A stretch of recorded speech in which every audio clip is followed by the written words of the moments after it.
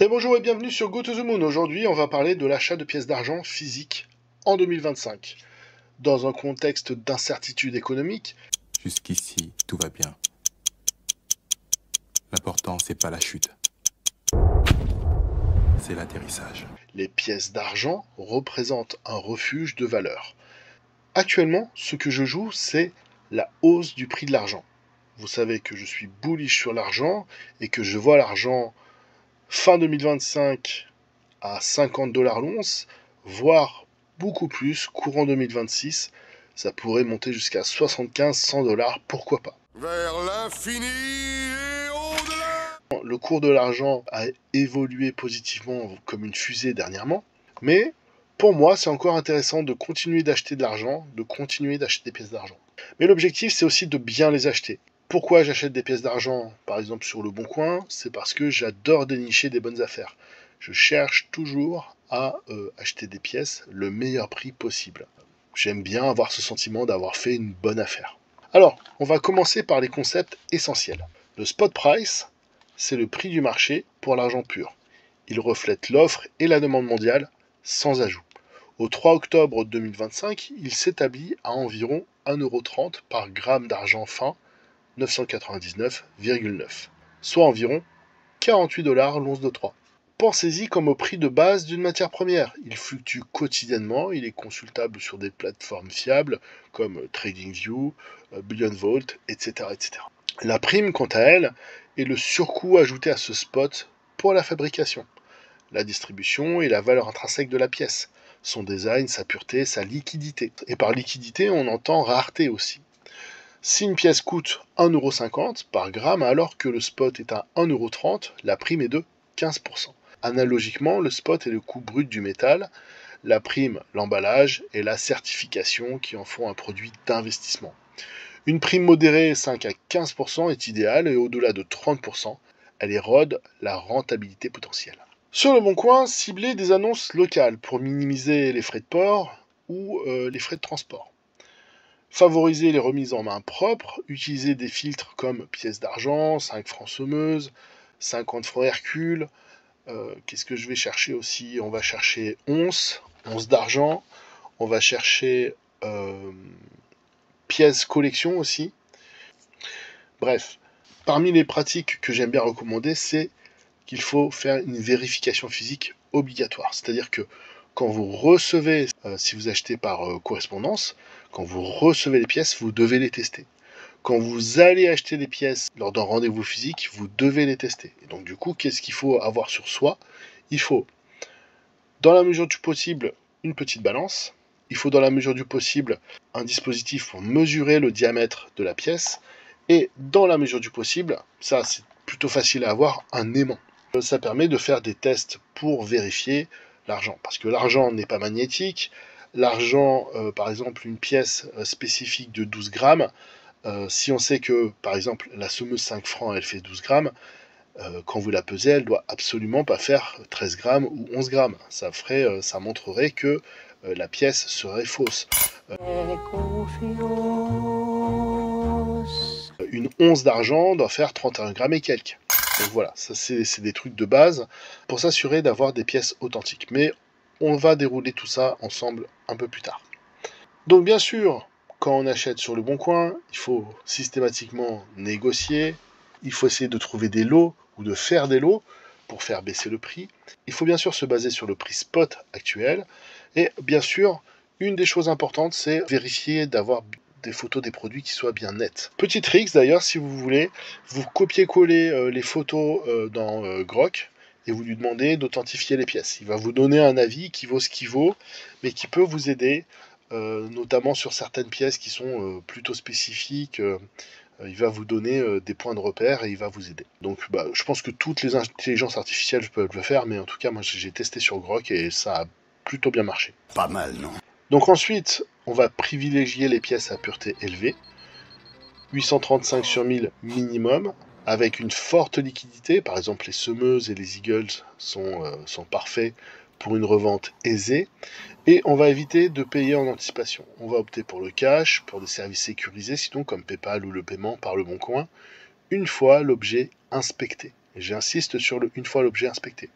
On va regarder les gravures, on va regarder l'année si c'est des pièces spécifiques, parce que par exemple, si vous avez une pièce de 5 francs, entre 59 et 69, c'est des pièces d'argent. Si vous allez à 71, 72, 73, ça sera des pièces cupro-nickel, et donc du coup, plus du tout de l'argent. Vous allez payer des pièces qui ne sont plus du tout de l'argent. Donc il faut connaître les caractéristiques des pièces pour être sûr d'acheter du bon argent. On va parler des étapes clés pour vérifier et authentifier des pièces. Premièrement, examen visuel. Vérifier les reliefs, les détails, ils doivent être précis et nets. Les contrefaçons souvent montrent des bords irréguliers ou des motifs flous. Exemple, sur une pièce de 5 francs semeuse, vous avez sur le bord, sur la tranche, marqué égalité, liberté, fraternité. Vous avez la signature de O. Roti, qui est le graveur de la pièce. Vous avez par ailleurs des gravures et des reliefs qui doivent être nets et précis, comme je l'ai dit précédemment. Le poids et les dimensions, donc on va comparer au standard. La semeuse fait 12 grammes, elle doit faire 12 grammes quand vous la pesez, avec une balance de précision. Un écart de plus de 0,5% signale qu'il y a un problème. Le test magnétique, ça c'est hyper important. Vous prenez un aimant bien puissant, l'argent pur ne s'attire pas grâce à un aimant. Si c'est le cas, Priez, pauvre fou.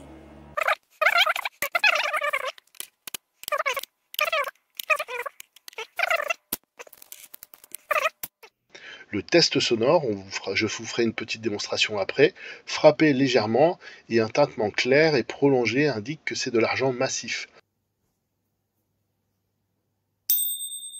Un son sourd suggère un alliage bas ou une contrefaçon.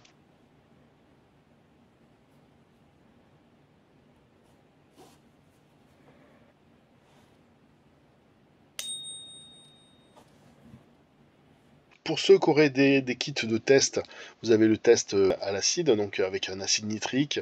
Et sinon, pour les pièces rares, les pièces notamment qui ont une valeur qui dépasse 500 €, consultez un numismate certifié.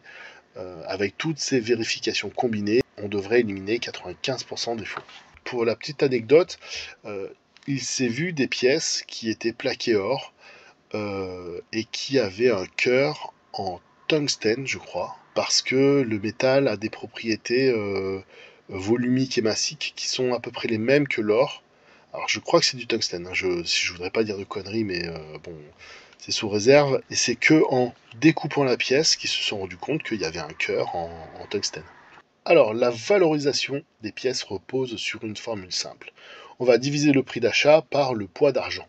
Poids total fois pureté, avec un spot à 1,30 € le gramme. Si, bien sûr, si cette valeur d'achat est inférieure à 1,20 € le gramme, c'est une opportunité exceptionnelle, avec une prime qui est négative ou nulle. C'est très rare, mais à saisir pour un stacking optimal. Entre 1,20 € et 1,50 €, la zone est plutôt équilibrée. On a une prime entre 0 et 15%. C'est recommandé pour la plupart des investisseurs prudents. Supérieur à 1,80 €, c'est à éviter parce que la prime excède 40%. Ça rend l'investissement peu attractif, sauf pour des pièces numismatiques rares. Mais nous, ce qu'on cherche, c'est du poids en argent. Donc forcément, il y a une prime, les pièces ont des valeurs, elles ont des cotes, mais on cherche surtout à aller chercher la valeur de l'argent spécifiquement. Donc on n'est pas des spécialistes des pièces, on n'est pas des spécialistes des collectionneurs, on est là pour stacker de l'argent. Donc utilisez des outils en ligne comme Kitco pour le spot en temps réel, ajustez toujours pour la teneur en argent fin. C'est un oubli fréquent, par exemple, pour la pièce de 5 francs semeuse qui fait 12 grammes, elle a une teneur à 835 par 1000, donc on a une teneur de 10,02 grammes d'argent fin pour un poids total de 12 grammes. Donc c'est ce 10,02 qui va nous donner la teneur en argent fin et donc la valorisation finale de la pièce. Donc pensez à la valeur spot comme à la valeur de fonte, c'est l'équivalent de la valeur à la casse d'une entreprise, où on évalue uniquement les actifs nets une fois tout démantelé, sans considérer la marque, l'histoire, etc., etc. Pour la pièce, c'est simplement l'argent pur extrait par fusion, sans prime esthétique ou historique. C'est ça notre prix spot qui va être notre boussole. Pour illustrer ces principes, examinons les pièces que j'ai actuellement dans mon stacking. Alors je prévois de le restructurer un peu plus. Je vais de toute façon continuer à en acheter régulièrement, probablement tous les mois. Je vais vous montrer chaque détail, chaque pièce en détail, et on va appliquer des vérifications d'authenticité. Donc j'ai des 50 francs Hercule. C'est des pièces qui font 30 grammes à 900 pour 1000, soit 27 grammes d'argent fin. Elles ont une valeur spot de 35 euros. On va faire la démonstration de la pesée pour ces pièces. Vous voyez, 30 grammes exactement. Le test de l'aimant est négatif. Et on va vérifier donc les reliefs et l'iconographie spécifique des pièces de 50 francs Hercule.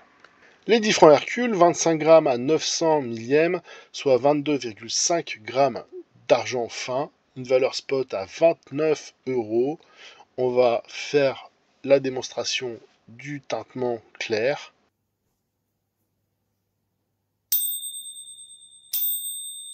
Et on va vérifier donc les dimensions standards à 26 mm. Pour continuer, on a les 100 francs Panthéon à 15 grammes d'argent à 900 sur 1000. Alors ce sont des pièces commémoratives, on en a pas mal de différentes. Moi j'en ai quelques-unes de différentes, mais voilà, la plus courante et une des plus connues, c'est la 100 francs Panthéon. Celle qu'on va prendre en exemple. C'est donc 13,5 grammes d'argent fin avec une valeur spot à 18 euros. Donc dès que vous les achetez en dessous, vous les payez sous le prix du gramme d'argent. C'est pas rare de les trouver par lot à 17 euros, 16,50 €, donc c'est assez intéressant.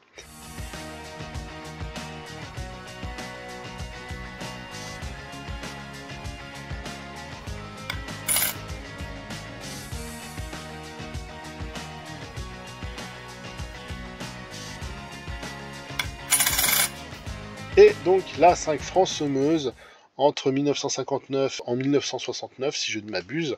Donc comme détaillé, elle fait donc 13 euros une pièce qui fait 10,02 grammes d'argent fin. On va bien sûr bien vérifier que on a sur la tranche qu'on a bien la devise liberté, égalité, fraternité. On va vérifier donc la semeuse, que au rôti, donc la signature soit bien présente. Et bien sûr, ces pièces de 5 francs, si vous avez un âge un peu comme le mien, vous les avez vues, vous les connaissez. Bon après, moi j'ai plus manipulé quand j'étais jeune les pièces en cupro nickel, parce que bien sûr c'était plus de mon âge.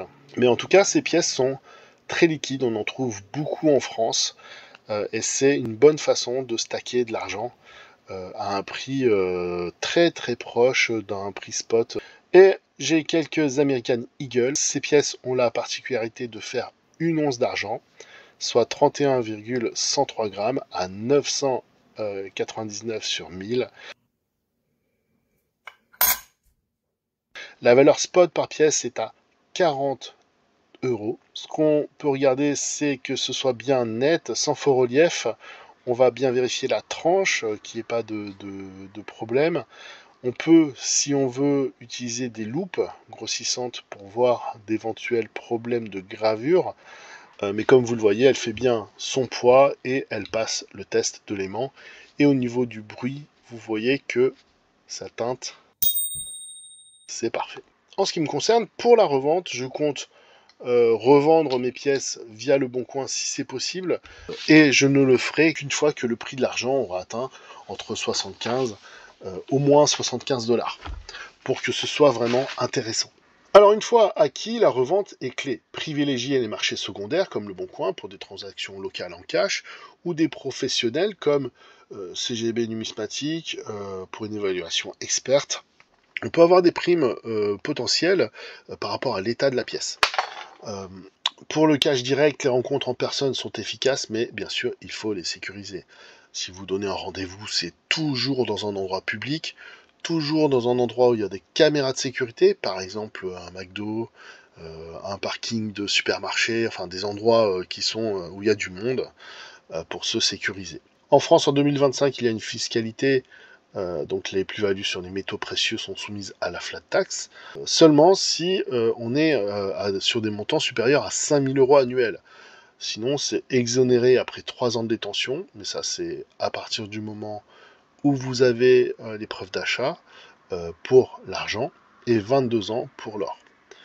C'est à déclarer via le formulaire 2042C en conservant des traces d'achat. Vous vous doutez bien que moi, ayant acheté mes pièces sur le Bon Coin, je vais les revendre sur le marché secondaire parce que j'ai pas du tout envie de payer des impôts dessus.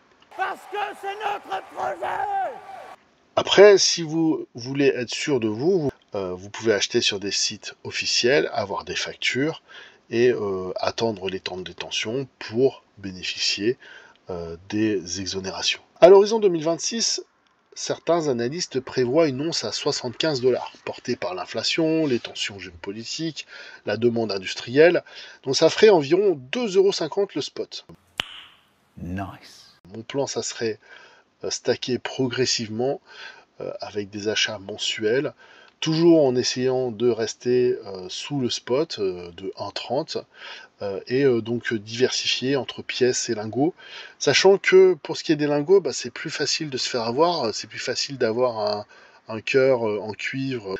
Entre un lingot ou des pièces, je préfère acheter des pièces parce que il y a tout un tas de points de vérification qui vont me permettre de m'assurer de l'authenticité des pièces. Ce qui ne sera pas le cas des lingots, étant donné que c'est un peu plus compliqué pour authentifier des lingots. En résumé, maîtriser le spot, la prime et la valorisation transforment le Bon Coin en outil d'investissement efficace. Appliquez ces principes à vos recherches, contactez un expert pour toute vérification. Quelle est votre prochaine acquisition? Une semeuse, un eagle, une Maple Leaf?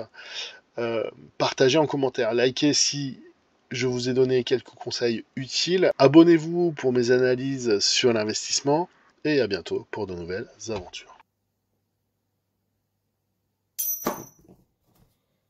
Allez hop, on y va, en route pour la banque.